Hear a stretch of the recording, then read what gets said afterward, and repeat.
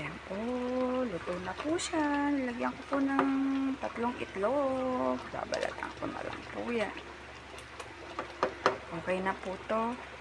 Nilagyan ko po ng isang chicken cubes. Asin paminta po pampalasa ko. Tsaka isang chicken cube.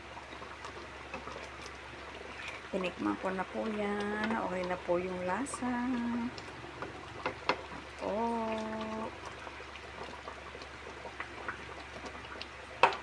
Masarap kong kumain ito kasi maulan. Happy eating. God bless.